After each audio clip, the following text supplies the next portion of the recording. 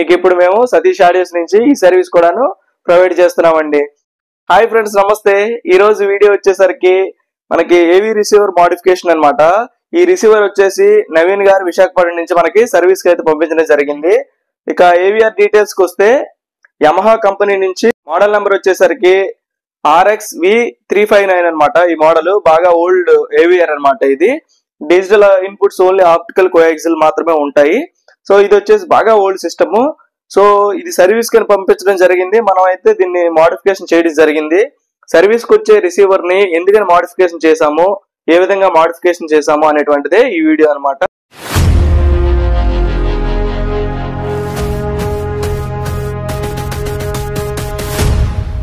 Friends, ఇక ఈ receiver వచ్చేసరికి మన పూర్తిగా డెడ్ కండిషన్ అండి. డెడ్ కండిషన్ అంటే అసలు పూర్తిగా ఆన్ అవ్వదు. మరి ఇక ఏమైంది అని చెప్పేసి చూడడం జరిగింది. ఇందులో ప్రియాంప్ సెక్షన్ సంబంధించి ఏదైతే కంట్రోలింగ్ యూనిట్ ఉంటుందో అది ఫెయిల్ అయిపోయింది అనమాట. యాక్చువల్ గా రిసీవర్ ఆన్ అవ్వాలి అంటే ముందు కంట్రోల్ యూనిట్ కి మనం డైరెక్ట్ గా ఆన్ అవ్వదండి. ఇక్కడ మనకి స్టాండ్ బై సప్లై అనేటువంటిది ఉంటుంది. మనం పవర్ ఆన్ చేయగానే స్టాండ్ బై మోడ్ లోకి వెళ్ళి మనకు స్టాండ్ బై రిలీజ్ చేయగానే మదర్ బోర్డ్ ఆన్ అయ్యి అప్పుడు మెయిన్ సిస్టమ్ అంతా main section audio power amplifier section కానీ ఇదంతా కూడా ఆన్ అవుతుంది అనమాట. సో అయితే ఇందులో కంట్రోలింగ్ యూనిట్ అయితే ఏదైతే ఉంటుందో అది పూర్తిగా ఫెయిల్ అయిపోయిందండి. అంటే మన పవర్ అక్కడ వరకు వెళ్తుంది, స్టాండ్ బై సప్లై వెళ్తుంది, స్టాండ్ బై రిలీజ్ అయితే అప్పుడు మెయిన్ ఆన్ అవ్వాలి కదా. సో స్టాండ్ బై అనేటువంటిది రిలీజ్ అవ్వట్లా. తీరా ఏంటి అని చెప్పేసి చూస్తే బాగా ఓల్డ్ సిస్టమ్ విశాఖపట్నం దగ్గరలో కాబట్టి మెయిన్ ఏసీకి సంబంధించినటువంటి ప్రాసెసర్ అయితే ఫెయిల్ అయింది, పూర్తిగా రస్ట్ పట్టేసింది అనమాట. మీరు ఇక్కడ రిసీవర్ చూడొచ్చు, బయట కూడా చూడడానికి లుక్ వైజ్ ఓకే ఉంది, చిన్న షేడ్ అయితే వచ్చింది, కలర్ షేడ్ అయితే వచ్చింది. సో బాగా ఓల్డ్ సిస్టమ్. సో ఇదేంటంటే ఒక్కటే ఐసీ ప్రాబ్లం అయితే గనక ఏదైనా రిసీవర్ నుంచి మనం రిప్లేస్ చేద్దాం, లేదంటే ఏదైనా ఓల్డ్ స్క్రాప్ బోర్డ్ లో నుంచి అయితే రిప్లేస్ చేయాల్సి ఉంటుంది. కాకపోతే దీనికి మెయిన్ ప్రాసెసర్ తో పాటు డిజిటల్ ప్రాసెసింగ్ ఐసీ కూడాను ఫెయిల్ అయింది అనమాట. సో ఒకవేళ మనం స్టాండ్ బై సప్లై రిలీజ్ చేసినా కూడా మెయిన్ అవుట్పుట్ అనేటువంటిది రాదు. అంటే డాల్బీకి సంబంధించి కంటెంట్ కానీ ఆడియో అనేటువంటిది ప్రీ యాంప్లిఫైర్ సెక్షన్ నుంచి అవుట్పుట్ రాదు. సో కనుక దీనికి మనం ఏ విధంగా మోడిఫికేషన్ చేద్దాం అని చెప్పేసి ఆలోచించినాక దీనికి ఒక ప్రీ యాంప్లిఫైర్ 5.1 సంబంధించినటువంటి రిమోట్ కిట్ అయితే మనం యాడ్ చేయొచ్చు. సో అని చెప్పేసి ఎట్లా దీనికి ఉన్నటువంటి ఆడియో సెక్షన్ సంబంధించినటువంటి ప్రీ యాంప్ సెక్షన్ కి సంబంధించినటువంటి సెక్షన్ అంతా తీసేసి ఆడియోలో పవర్ యాంప్లిఫైర్ సెక్షన్ లో మ్యూట్ స్టాండ్ బై అనేటువంటి 2 సప్లైస్ అయితే ఉంటాయి. మ్యూట్ స్టాండ్ బై అనేటువంటిది రిలీజ్ చేసేస్తే ఆడియో సెక్షన్ పనిచేస్తుంది, మెయిన్ ట్రాన్స్ఫార్మర్ పనిచేస్తుంది. సో అప్పుడు మనకి ఏంటంటే ప్రాబ్లం ఇంకేం లేదు, చక్కగా రిమోట్ కిట్ అయితే యాడ్ చేసేసుకోవచ్చు. సో వెంటనే నేను కస్టమర్ కి అయితే ఫోన్ చేశాను, సార్కి, నవీన్ గారికి. సార్ ఇట్లా ఉంది పరిస్థితి, మెయిన్ ప్రియాంప్ సెక్షన్ అయితే ఫెయిల్ అయ్యింది, మనం ఎన్ని చేసినా కూడా ప్రియాంప్ సెక్షన్ అయితే మళ్ళీ పూర్తిగా ఆన్ అవ్వదు అని చెప్పేసి చెప్పడం జరిగింది. సో ఏం చేద్దాం అని చెప్పంగానే ఇట్లా చాయిస్ అయితే ఉందండి, ప్రియాంప్ సెక్షన్ వేసుకుంటే మళ్ళీ మన రిసీవర్ ఒరిజినల్ గా వర్క్ అయ్యే విధంగా చేయొచ్చు, క్వాలిటీ కూడా సేమ్ ఉంటుంది, చక్కగా వస్తుంది అని చెప్పేసి చెప్పడం జరిగింది. ఓకే సార్ చేసేసేయండి అని చెప్పడం జరిగింది మనకి. సో వెంటనే నేను ఏం చేశానంటే ఇమ్రానికి సంబంధించినటువంటి రిమోట్ కిట్ అయితే తీసుకున్నాను, దీనికి ఇన్స్టాల్ చేశాను, మ్యూట్ స్టాండ్ బై రిలీజ్ చేసి ఆడియో సెక్షన్ రెడీ చేశాను. సో తర్వాత దీనికి ఎప్పుడైతే మెయిన్ బోర్డ్ ఫెయిల్ అయిపోతుందో స్పీకర్ ప్రొటెక్షన్ కూడా ఇంకా ఆన్ అవ్వదండి. స్పీకర్ ప్రొటెక్షన్ కూడాను మనం సపరేట్ గా ఆన్ అయ్యే విధంగా ప్లాన్ చేసి సో రిసీవర్ అయితే కంప్లీట్ ఆ మోడిఫికేషన్ అయితే చేసాము. సో ఒకసారి చూద్దాం ఎట్లా ఆన్ అవుతుంది, వాట్ దీని ప్రాసెస్ ఏంటి అనేటువంటిది మీకు నేను ఈ వీడియోలో చూపిస్తాను. ఇక్కడ చూడొచ్చు స్టాండ్ బై అని చెప్పేసి ఉంటుంది. ఇక్కడ స్టాండ్ బై అంటే స్టాండ్ బై మోడ్ మనం ఆన్ చేయగానే స్టాండ్ బై మోడ్ లో ఉంటుంది, నో ఆడియో. ఇప్పుడు ఆల్రెడీ నేను లెఫ్ట్ రైట్ స్పీకర్స్ అయితే కనెక్ట్ చేసి ఉన్నాను. యాక్చువల్ గా స్పీకర్ ప్యాకేజ్ నిన్న వెళ్ళిపోయింది, అంటే వేరే కస్టమర్ కి మనం ఇచ్చేసాము. మన దగ్గర డెమో కని పెట్టుకున్నటువంటి సెట్ వాళ్ళు తీసుకెళ్లిపోయారు అనమాట. సార్ నాకు ఇదే కావాలండి ఇచ్చేసేయండి అని చెప్పడం జరిగింది. సో నేను వాళ్ళకి ఇచ్చేసాను. సో ఎనీవే నేను left and right towers connect చేసి ఉన్నాను. సో ఇప్పుడు ప్రెసెంట్ ఏవి రిసీవర్ అయితే మనకి ఈ విధంగా ఆన్ అయింది. స్టాండ్ బై కంట్రోల్ అండి, స్టాండ్ బై మనం ఆన్ చేయగానే ఆన్ అని చెప్పేసి ఆన్ అవుతుంది. ఇమ్రానిక్స్ కిట్ అయితే చాలా బాగుందండి, ఈ విషయంలో చాలా పర్ఫెక్ట్ గా ఉంది ఇమ్రానిక్ రిమోట్ కిట్ అయితే. ఇప్పుడు ఆప్టికల్ లో నేను యూజ్ చేస్తున్నాను.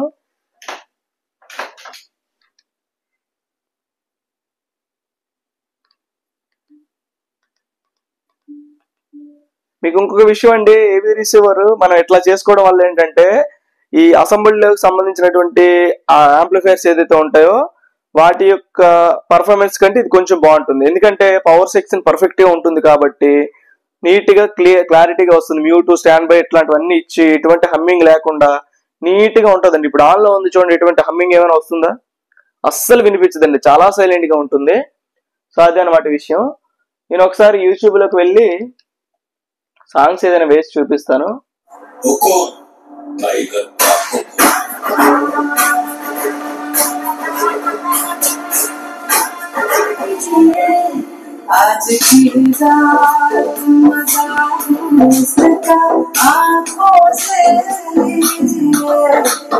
సో ఫ్రెండ్స్ చూసారు కదా, మీకు నేను లోపల కూడాను రిమోట్ కిట్ ఏ విధంగా ఉంది, మనం ఏ విధంగా ఇన్స్టాల్ చేసాము, ప్రొటెక్షన్ కోసం ఏ విధంగా మోడిఫికేషన్ చేసాము అనేటువంటిది మీకు చూపిస్తాను.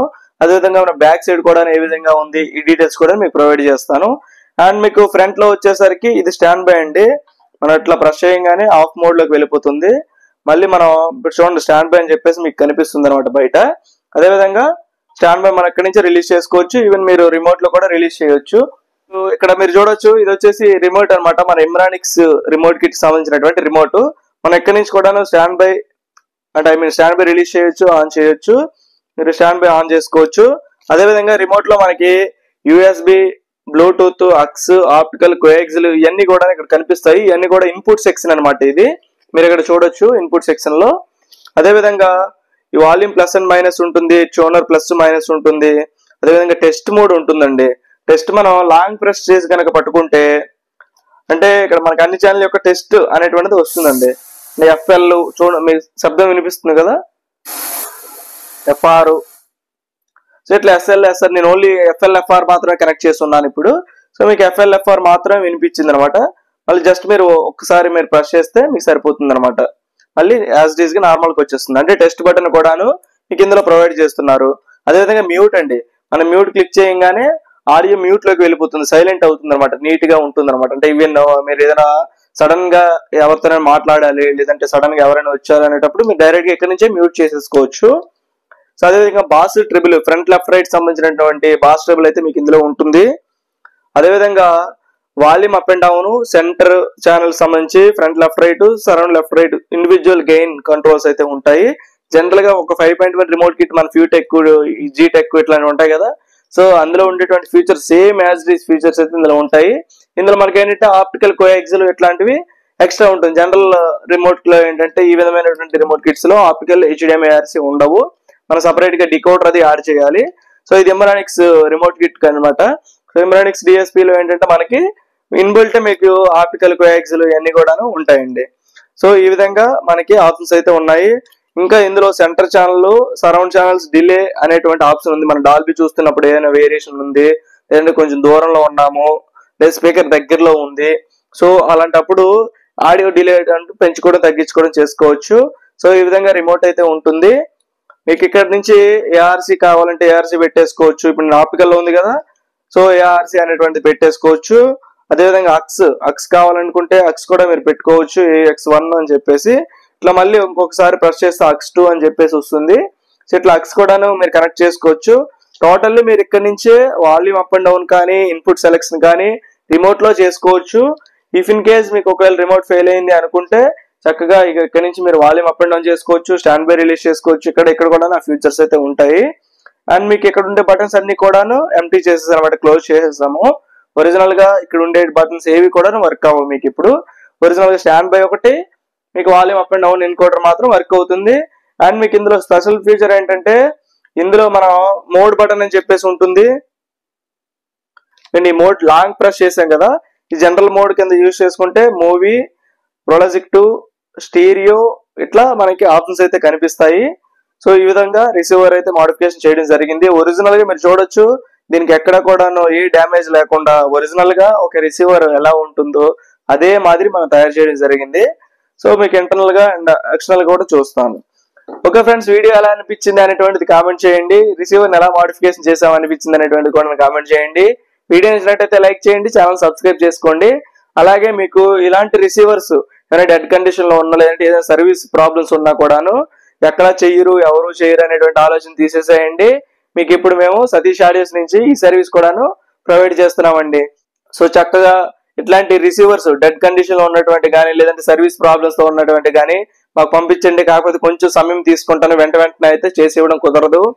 సో కొంచెం సమయం తీసుకుంటాను, కానీ మీకైతే రిసీవర్ పర్ఫెక్ట్ గా సొల్యూషన్ అయితే రిపేర్ ఖచ్చితంగా రిపేర్ అయిపోతే మనకి అంటే అవైలబిలిటీలో ఉంటే బోర్డ్స్ కానీ లేదంటే ప్రాసెసర్ కానీ ఏదైనా అవైలబిలిటీలో ఉంటే సో మీకు అయిపోతుంది, ఒరిజినల్ గా అయిపోతుంది.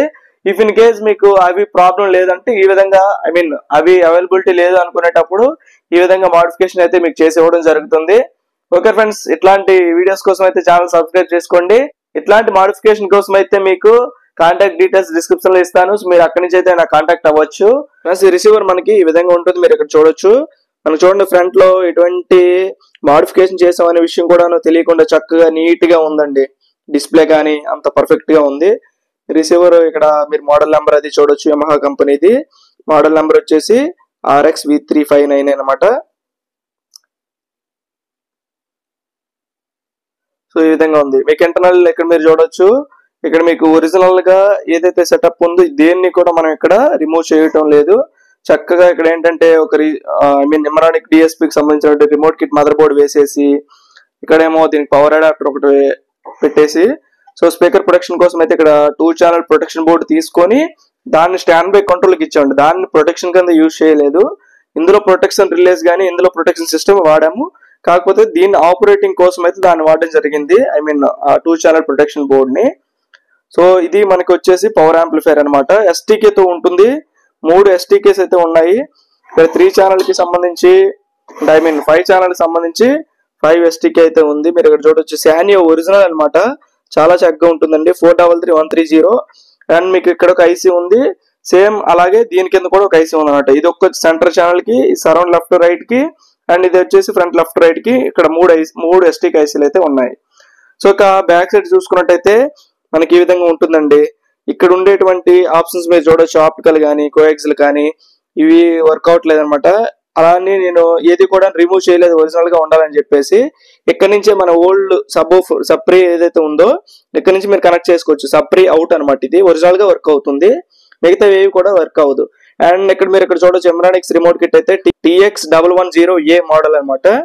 మనకి ఈ విధంగా ఉంటుంది. మనకి ఇక్కడ చూడొచ్చు AX1 AX2 అయితే ఉంటుంది, కోఎక్సిల్ 1 కోఎక్సిల్ 2 అయితే ఉంటుంది, ఆప్టికల్ HDMI ARC. సో మనకి ఈ విధంగా ఫీచర్స్ తో ఇవ్వడం జరిగింది. ఇక్కడ మనకి ఆప్టికల్ కోఎక్సిల్ మాత్రమే ఉంది, మీకు ఇక్కడ ఆప్టికల్ కోఎక్సిల్ HDMI ARC కూడా ఎక్స్ట్రా ఉంది. మీరు ఇక్కడ చూడొచ్చు ఫ్రెండ్స్, ఇక్కడ ఏమైనా మీకు ఎక్స్టర్నల్ గా యాడ్ చేసినట్టు ఏమైనా కనిపిస్తుందా చూడండి. ఎంత చక్కగా ఒరిజినల్ గా ఒక రిసీవర్ తోనే వచ్చినట్టు ఆ పోర్ట్స్ అయితే ఉన్నాయి. మనం ఎక్స్టర్నల్ గా యాడ్ చేసినట్టయితే ఏం కనిపించట్లేదు. చక్కగా చాలా నీట్ గా పర్ఫెక్ట్ గా తయారు చేయడం జరిగింది. అండ్ మీకు స్పీకర్ అవుట్పుట్ వచ్చేసి ఒరిజినల్ గా సరౌండ్ లో left right, centre, front left right use అవుతుంది. అండ్ మీకు ఇక్కడ కూడా ఇది ఫ్రంట్ ఏ సెక్షన్ అయితే ఉంది కదా, ఇది ఫ్రంట్ బి సెక్షన్, రెండు ఒకటేనండి. మీరు ఎక్కడైనా కనెక్ట్ చేసుకోవచ్చు, ఫ్రంట్ బి సెక్షన్ అయినా కనెక్ట్ చేసేసుకోవచ్చు. అండ్ మీకు రిసీవర్ కి సంబంధించిన డీటెయిల్స్ అయితే ఇక్కడ ఉంటాయి. అదేవిధంగా వోల్టేజ్ సెక్షన్ అనమాట.